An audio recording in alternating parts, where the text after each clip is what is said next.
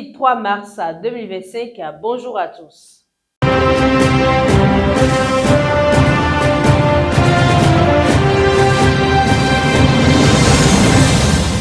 On ouvre cette édition par l'actualité politique en Côte d'Ivoire. Le samedi 1er mars dernier, Laurent Gbagbo, leader du PPACI, était en meeting à Cocody. L'objectif de cette rencontre avec le peuple ivoirien est de mobiliser sa base et marquer les esprits. Une deuxième phase de sa tournée qui vient à 8 mois du scrutin présidentiel. L'ancien président a par ailleurs exhorté ses militants à soutenir sa cause et à gagner les élections, bien qu'il ne soit inscrit sur la liste électorale. Je cite, « Soyez forts, il faut que chacun, à partir d'ici, aille faire la campagne pour que nous reprenions le pouvoir », a affirmé Laurent Gbagbo. Il n'y a pas que lui qui fait preuve d'optimisme, mais aussi ses militants qui ont une confiance totale en leur leader. Et puis, en République démocratique du Congo, l'armée congolaise dénonce une manipulation après l'annonce du rapatriement des présumés FDLR dans le Rwanda ce 1er mars 2025. La plupart d'entre eux, d'anciens responsables Hutus impliqués dans le génocide des Tutsis autrefois, le gouvernement de Kigali les accuse de collaborer avec l'armée congolaise.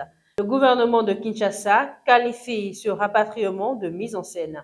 Parmi les 14 membres du FDLR rapatriés figure un dénommé Patrick Ishimwe qui, dans une récente sortie médiatique du porte-parole rwandais, avait déserté de son propre chef le rang des FDLR et s'était rendu aux autorités rwandaises, ce qui suscite des interrogations et font dire à l'armée congolaise qu'un plan se prépare en sourdine.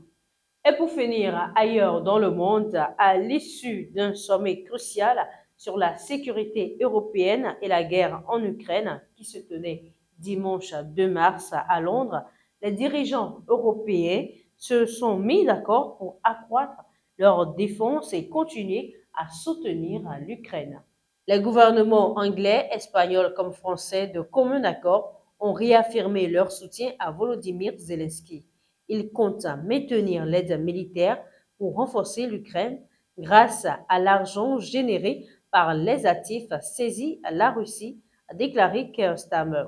Le Royaume-Uni et la France vont travailler ensemble avec l'Ukraine afin de présenter un plan de paix pour arrêter les combats, lequel sera ensuite présenté à Washington, a fait savoir le Premier ministre britannique.